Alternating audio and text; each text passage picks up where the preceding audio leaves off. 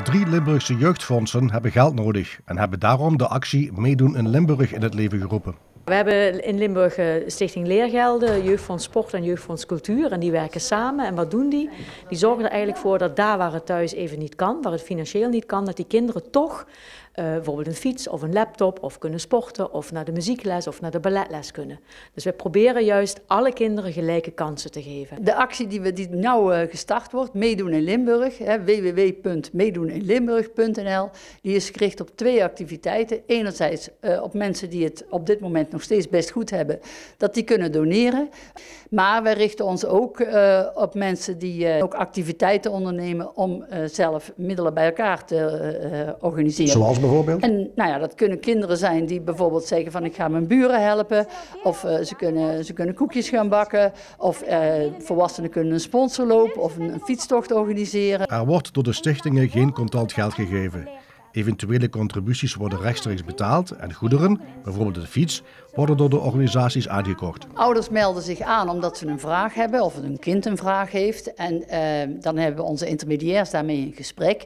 En bijvoorbeeld is er een vraag naar ballet, dan wijzen wij daar de weg heen. Maar wij zorgen er ook voor dat we breder kijken. Dus misschien zijn er in dat gezin meer kinderen, misschien zijn er andere vragen. Hè. Dus het kan zijn dat ze wel op ballet wil, maar dat ze eigenlijk ook geen fiets heeft om mee naar school te rijden.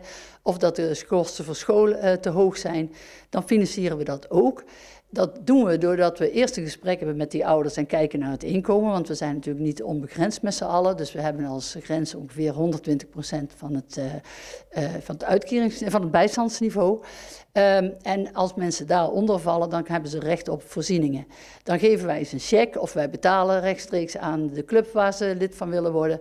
Of wij leveren thuis een laptop af of een fiets of wat dan ook. Ik hoop dat ouders een weg naar ons vinden via de leerkracht of via de vrijwilligers van de leergelden. Omdat het om die kinderen gaat. Hè. En je zou juist willen dat die kinderen dezelfde kansen krijgen. Dus laten we proberen daar geen schaamte van te maken, maar dat er een kans ligt voor kinderen om mee te doen. De hulpvraag is groot. Ook in Parkstad is ondersteuning volgens de stichtingen hard nodig. Wij zijn daarin geen uitzondering. Hè. 1 op de 10 is ook hier de inschatting.